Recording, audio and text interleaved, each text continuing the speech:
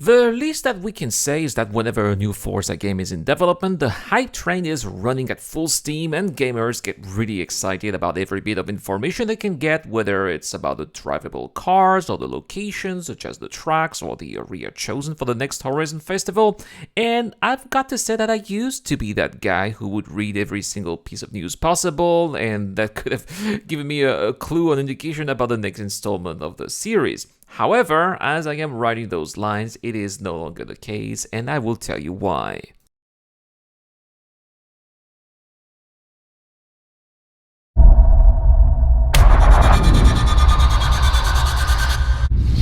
Hello and welcome to the channel, it's the Eradicator, and today I will tell you how and why I have lost my excitement for the Forza series and how I now satisfied my need for driving actions on the PC.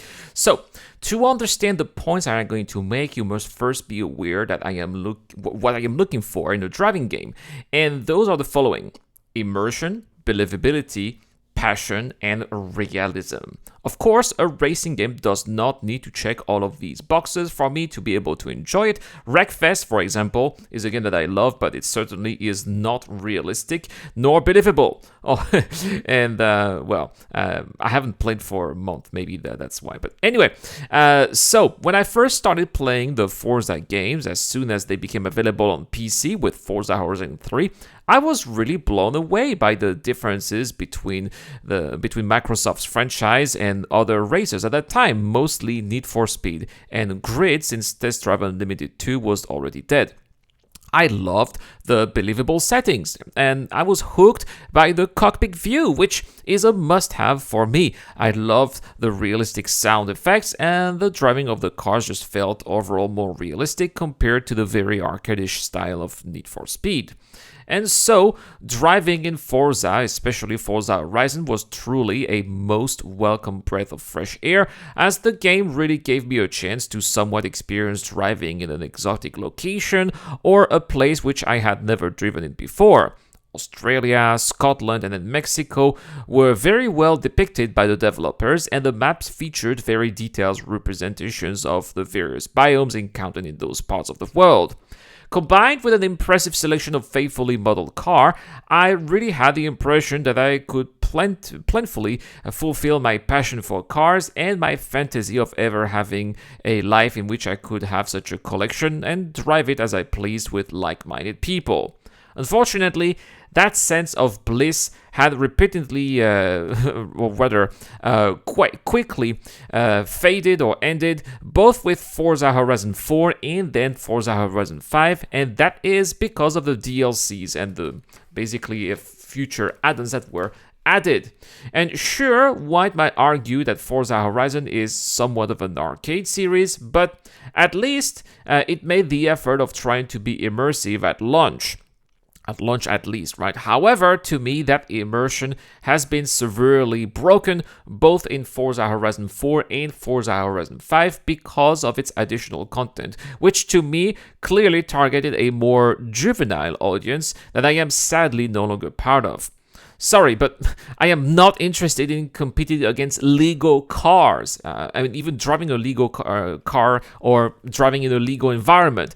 That is not what I bought the game for. And if you bought the deluxe edition, which included the DLC, then that's what you're getting, whether you like it or not, which is a major problem in my opinion. I think that publishers should announce in advance the future content that they plan to release. Otherwise, players will be in for bad surprises like those.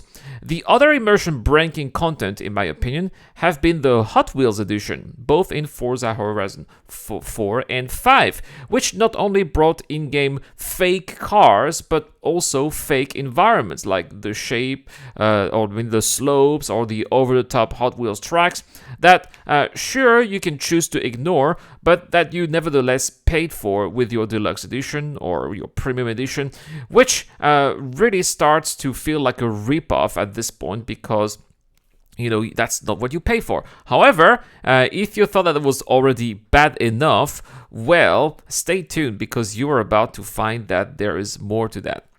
Recently, I have noticed that new cars from new brands had been added to the game, which is awesome. I mean, who wouldn't want that, right? Except that here, once again, we are being we are being fed with content that no one passionate about automobiles had been asking for. Have you ever heard of brands like Xpeng or Link & Co? Well, probably not. In fact, you most likely have never seen any of those cars because these are Chinese cars. I mean, if you're excited about Chinese cars and you are not Chinese, please let me know in the comment section down below. I would really like to know why. And I get it, why passionate players get this kind of slap in the face. They probably want to cater to the Chinese market and profit from that huge controversial market. Well, that's going to be without me. And overall, I think that this decision, like these made before, like for example, partnering with toy companies or catering to the Chinese market, are the reasons why car enthusiasts gravitate towards smaller games from smaller studios who put passion first ahead of mercantile interest, with games like, for example, Assetto Corsa or BeamNG that have had huge success despite not being a AAA title like Forza and not having the reach of that Xbox has. Personally, despite BeamNG having less content and not even featuring licensed vehicles, I've had far more fun and immersion playing that little game than I've ever had playing Forza Horizon. Why? That's because of the passion that drives the developers that themselves that transpires through the game, which is clearly something that is lacking from Forza Horizon, as I am not feeling any kind of passion at all from Forza Horizon nowadays, but actually nothing but cringe. But let me know in the comment section down below, guys, what are your thoughts on the Forza Horizon series? Have you also stopped playing the Forza Horizon games? Has your interest in the series vanished in favor of other games? Well, I'd like to know how you guys feel about it in the comment section down below. That is all for today's video, guys. Thank you so much for watching as always. It's been the Eradicator. I will see you guys later.